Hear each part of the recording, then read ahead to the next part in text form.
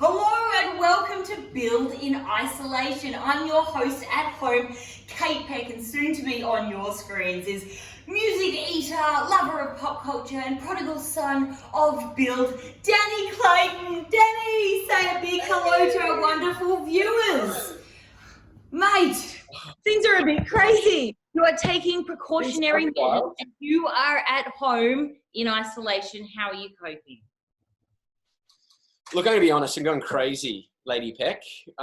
Turns out I'm not really an indoor person, so being stuck inside is absolutely messing with my brain. I mean, it could be worse, but yeah, just getting by day. Talk to me about your position right now. You're in Bondi, you've got a hot girlfriend, Pearl the girl with you, and you're just hanging out at home together. Things are sweet there, right? Yes, things are sweet.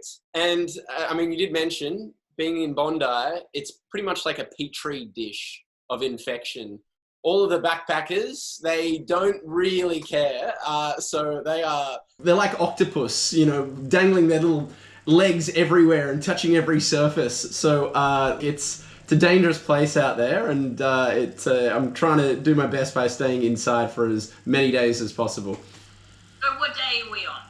Gosh, all the days are blending together, Kate. I don't even know what day it is, let alone how many days I've been in isolation. Come on, mate. You must have some idea. I'm going to guess like 10 days. You're not at the end yet. No. Well, apparently we've barely begun. Yeah. And just like everyone, I think that my level of concern started pretty low, and day by day it progressively got a little bit more serious. I became a little bit more concerned and started taking isolation a bit more seriously. Yeah, so tell me what you've been doing all this time in Solo's time. Solo time has been spent doing as many outdoor things but inside, just to make me feel like I'm out and about. The drone has definitely done its fair share of trips around the house, but one of the more surprising and entertaining activities that I've been getting involved in is indoor golf. No big swings or anything, just putt. So I'm working on my short game inside, and I'm gonna say it, just drinking a lot. Just so much alcohol. Day drinking, great, fantastic activity. Talk me through the journey, because you started drinking a lot because you got a lot of mates that have been really good and delivered you only booze, but you've kind of moved into more of a healthy exercise routine situation. Yeah, look, I mean, the first few days have been very wine-based, whiskey-based, beer-based, rum-based. But now we are trying to be a little bit healthier. We've got a dog, so the dog needs exercise. So we'll, walk the dog around this one little path just over and over and over again until the poor little thing collapses. A lot of indoor Pilates, pull-ups, exercises. Besides that, I've got my surfboards everywhere around my house. It's actually a total nightmare. So there's one, but then also, up there on even above us, like we've got a house that's filled with surfboards. So it's a massive tease. It's driving me nuts, being so close to the beach. Tell me about eating, and like you obviously been doing a bit of cooking, like you can't just cook with booze.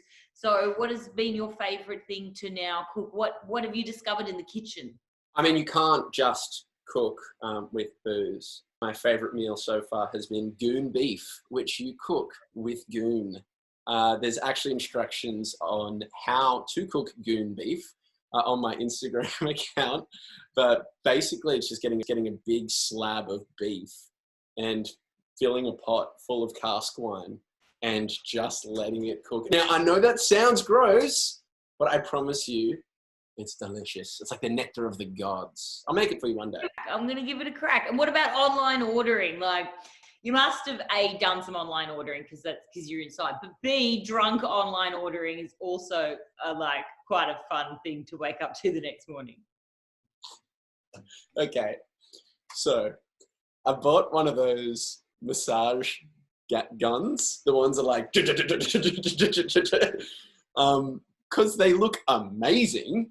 But there is something else that I ordered, and I'm going to have to show you a picture of it. It's something that you put in your mouth and you exercise your jaw muscles. And it holds your mouth open, and you're supposed to like chew down on this thing.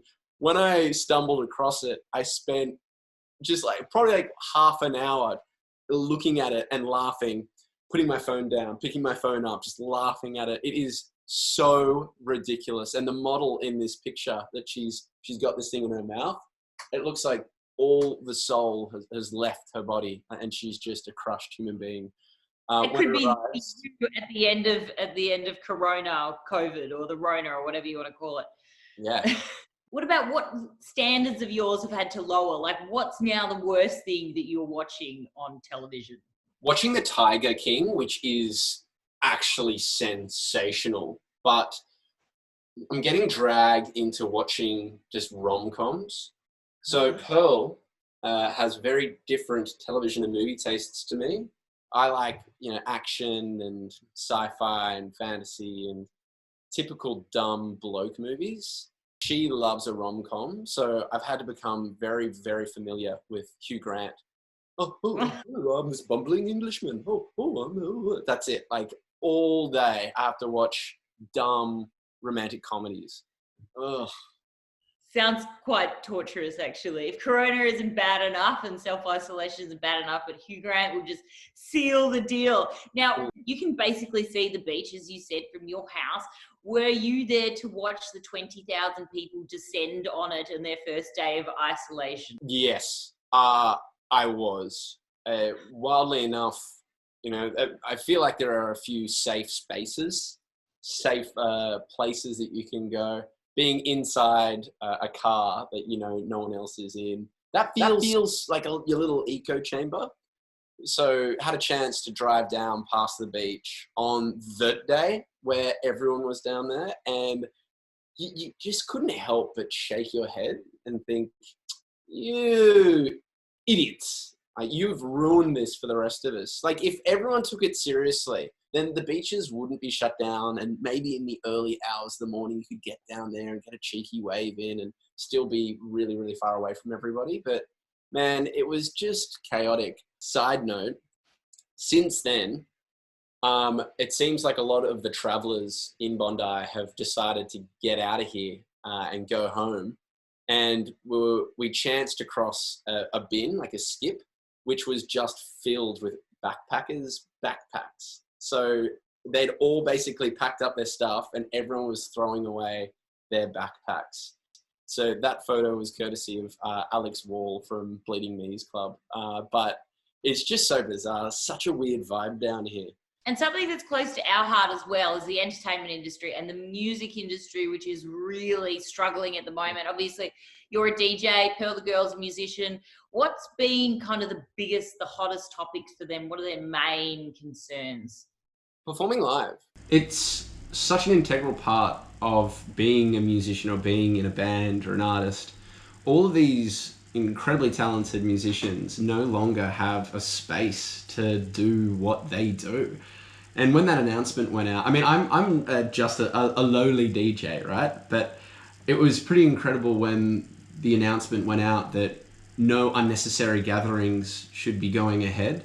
And it dawned on me that a huge part of what I do for a living is about unnecessary gatherings. So, I mean, there's always ways to adapt. Only recently I did a DJ set for Earth Hour with a bunch of other Australian musicians, but it was a streaming DJ set. It was actually epic. But it will never be able to capture the magic of live performances. So everyone's just adapting and learning and writing and figuring out what the new soundscape of the music industry is going to be for the next few weeks. So it's scary, but it can be a little bit exciting as well. Yeah, who knows what could come out the other end.